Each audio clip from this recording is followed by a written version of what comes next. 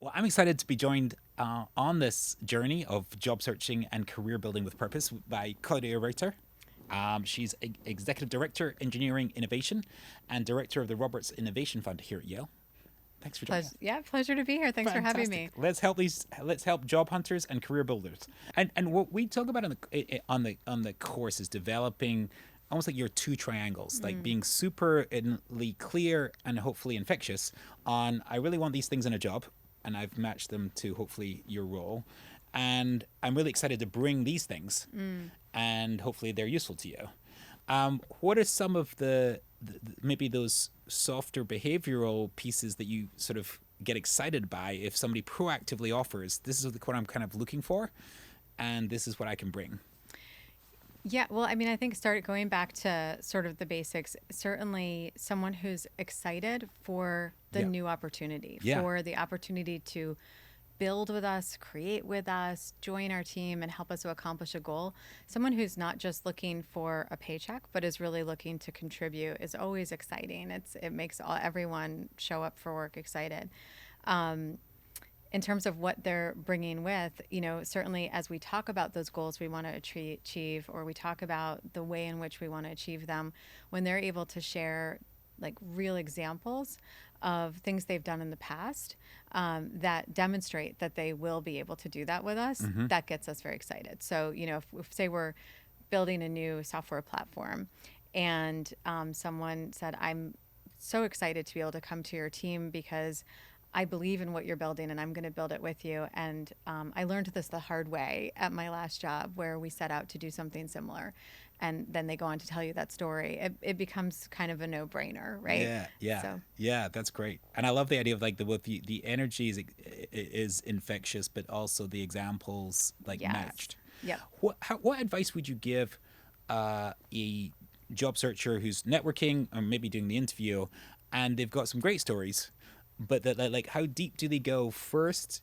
How do they sort of almost like give you the highlights and then Yeah. dive deep according to your interest? I How would I steer that? If I, I do always look, and this is pre hiring and post hiring. I do always look for folks who are just curious and are willing to ask questions and not assume. Some people come in assuming, that you've done A or B already, and likely that's not the case. And so, someone who's coming in with a curiosity and starts with almost consultatively, well, could you tell me a little bit more about how far along you are in this process, or yeah. what led you to believe that you needed to hire this role? Like just how, showing a curiosity about why we're doing what we're doing, you'll see it'll automatically help people line up their answers and help us, figure out if we can all work together. And can you think we can teach curiosity, or do you think that comes? You, That's a good question. I think it's a value. I think yeah. you can tell people it's a value to be curious, to be. I'm always surprised, I think, when people are not curious because I'm very curious. Yeah. And so I appreciate people who are curious and willing to learn. I also think one of the other ones I often question, is it a skill to be learned or something that's just a character trait, is judgment, because that's Mm-hmm. another character trait that I have found. When you're in the tough situation at work, sometimes it's not about what you know or don't know, it's about your judgment in that moment. And so having people who have good judgment Mm-hmm. is probably more important than deep skill in some cases. So And have you got questions that you've asked that test either curiosity, judgment, or both? um, the curiosity, I would say, quite honestly, that comes more You feel from it. it's assessing like what questions am I getting. For judgment, I can't think of one off the top of my head that I've asked, but I usually try to find a situational example where I'll say, say the following happened, like a customer Mm-hmm. complained. Let's say you made a mistake and you were responding to a customer need.